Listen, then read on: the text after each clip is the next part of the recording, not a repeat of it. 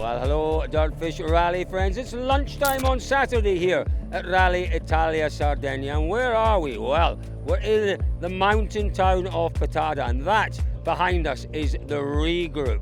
They head from this regroup into a tyre fitting zone. There is no service today. 149 kilometres, no service, just this one fresh set of tyres before they tackle this afternoon's loop. It's been the talking point of the rally so far, tyre wear. Well, that was until this morning, because the talking point of the rally at lunchtime on Saturday is the incredible battle we have for the lead here between Sébastien Ogier, who led overnight, and Ott Tanak, who's been chasing him down. That lead just keeps changing hands. Ogier led in the opening stage, then Tanak took the lead in the second stage. Ogier took it back in the third, but Tanak has come into regroup here with a 3.5 second lead. This is what he told us just a few moments ago. Is there much left out there? Are you putting everything into it? No, there is nothing left. It's been tough. I mean, same time as it's so rough as well. You know, it's anyway big job, so it's sometimes even difficult to feel if you are on the limit or how is the rhythm. But yeah, it's a big job generally in the car. You're doing a great job. We know that this weekend is all about compromise in terms of the setup with this strange formation of the stages. Are you happy with the compromise that you've found in the car for the setup of the first pass then straight into second pass?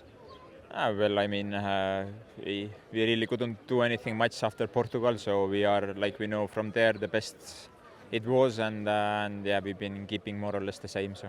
Yeah, how good is it? How good is it to see Ott Tanak back on form? You can tell from that interview he is full of confidence. He is putting it all on the line. Ogier is going to have to go some this afternoon if he's going to catch him. Yeah, it was hard to accept again after 2 Ks in a puncture where, I mean, no Pirelli fault, I have to say it.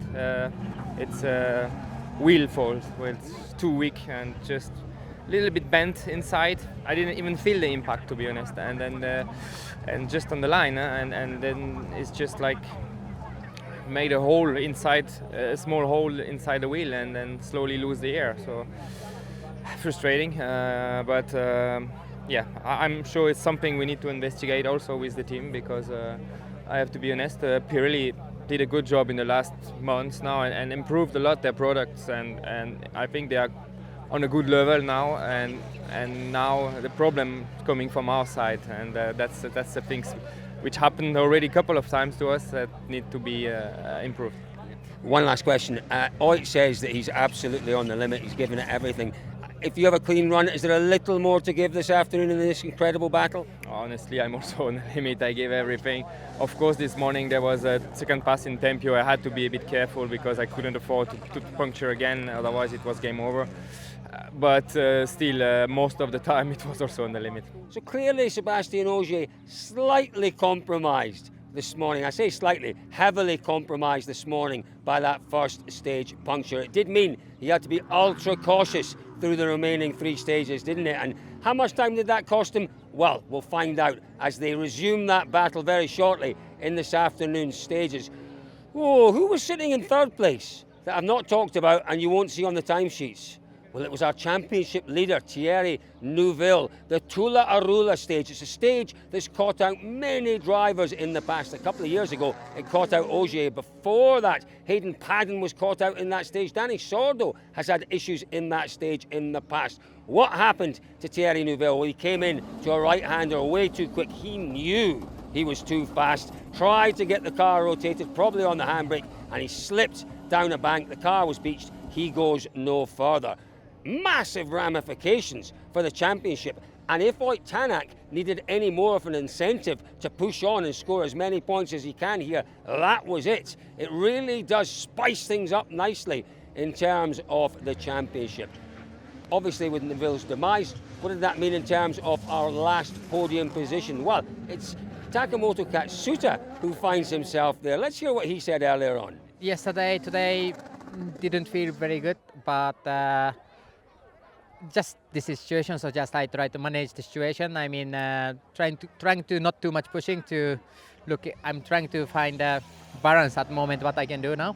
So far it's going okay. Of course, I want to be much faster, but position is now third overall. Try to stay front of the Danny. This is my plan at the moment. What is it that you're struggling with? What element of the car are you struggling with? Understeer. and but yeah, it's all about because it cannot say same issue or not in Portugal because road is different, stuff is different.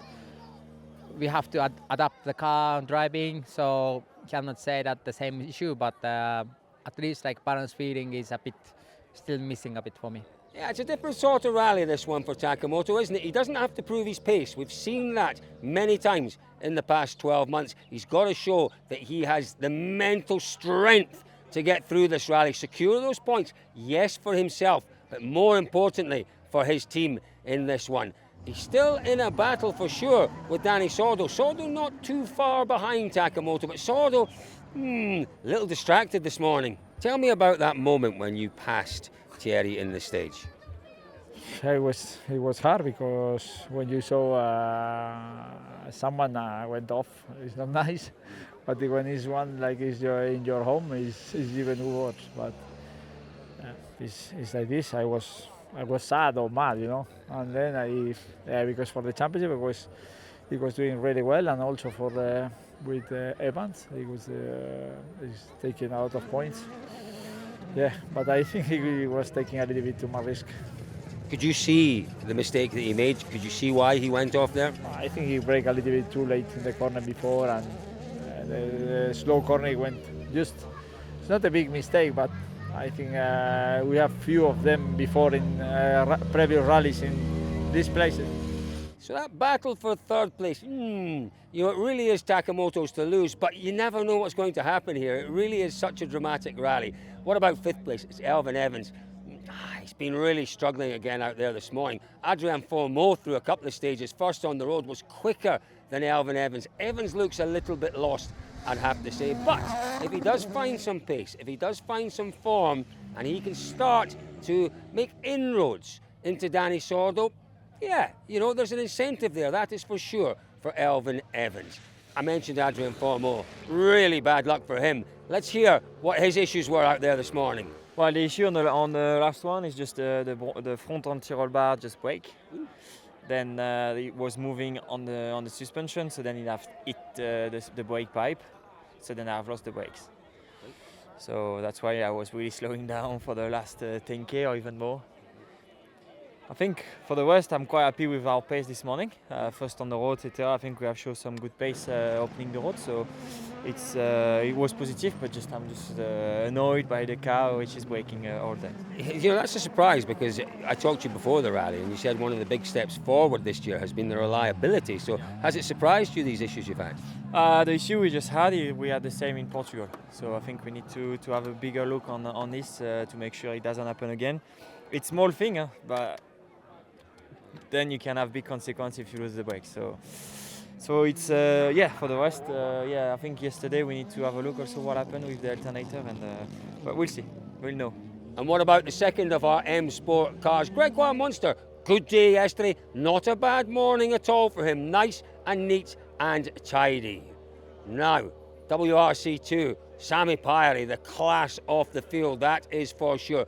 Really doesn't seem to be trying too hard, not pushing too hard, but his lead in the regroup, 49 seconds. Still really long rally, so like we have seen that punctures can happen, anything can happen, so yeah, I just try to keep the good flow like I'm having now, and it was the same yesterday. I'm just trying to keep the rhythm and have the pace. I still think it's so long rally that if I now start to somehow slow down and take care of the car, then I think I'm losing the rhythm, and then the pace is really bad again. So, okay, maybe not the biggest risks anymore, but still need to keep the rhythm.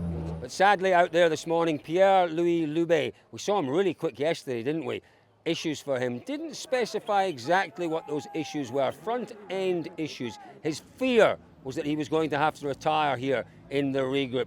Not confirmed yet, but it does look as if sadly Loubet has retired from WRC2 this weekend. So folks, 4 more stages to go. Once again, 2 stages and then straight into a repeat of those swept stages. We have nearly 80 kilometres this afternoon. Different characteristic. We move across this high plane across into the hills to the south of where we were this morning. Softer roads, not as challenging, not as, well, they're just as challenging, but they're not as abrasive, they're not as rocky, a little bit wider. But I tell you what, I've got plenty of memories from trouble in those stages in previous years. There's lots more to come here, folks, at Rally Italia Sardegna. We'll catch up with you at the end of the day.